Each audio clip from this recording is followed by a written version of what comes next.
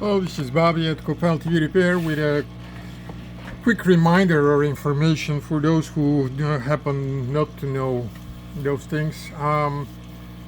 Symmetrical circuits require symmetrical components, switching components, in order for those circuits to perform normally. If you don't trust me on that, ask your favorite LLM that has a PhD on the subject. What prompted this is a board, and I'm not gonna say which board it is in order to avoid annoying a subscriber on the channel that said that I was overloading with posts about this particular board. But this board came in for repair, and those are two switching transistors that do work in a symmetrical circle, and one of them is famous for failing down. And there is a repair kit, and there are similar repair kits for other similar circuits on eBay by vendors who want to get to the top of the list when customers sorts by price and order just the cheapest things possible. So if they can, they will just sell you that capacitors just to be on top of the list, even though that capacitor we have never seen fail on those boards. But anyhow, so what happens is when you replace just one transistor, even if it is the same as this one, you are already implementing asymmetrical behavior, because at the moment when that first transistor failed, this second one was subjected to a stress that was massive. It may have damaged it, it may have literally cracked the structure on the inside, and it's ready to go bad. But by all means, it is not the same original transistors that went onto that board, and that is a pre-position to failure soon.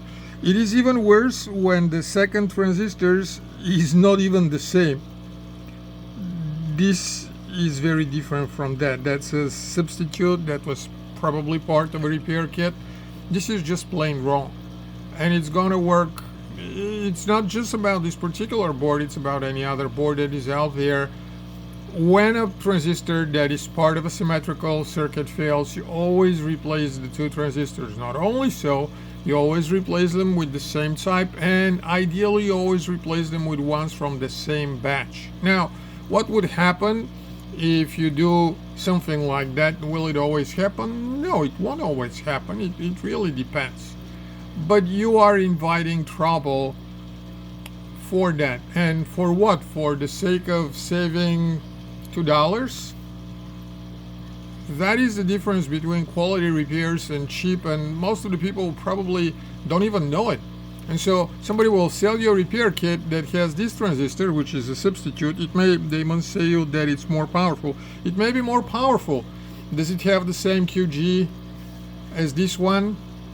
Does it require, because different ones may require different actually capacitance values here. It may be better on, let's say, breakup voltage. It may be better on a pulse current. But it would be more important that it has the same QG, that it has the same speed and dissipation. And as I said before, totally independently from that, this one may be just predisposition to burn out soon because of the stress that it was subjected to when the original counterpart failed. So it's in your own best interest. It's in the best. I mean, again, don't trust me. Ask your favorite LLM. They have read all the literature from PhDs on the subject. They are PhDs themselves. Do some research, learn about stuff, and don't try to be cheap for $2. Do the things right. I hope you learned something useful today, and we'll leave you with that. Good luck.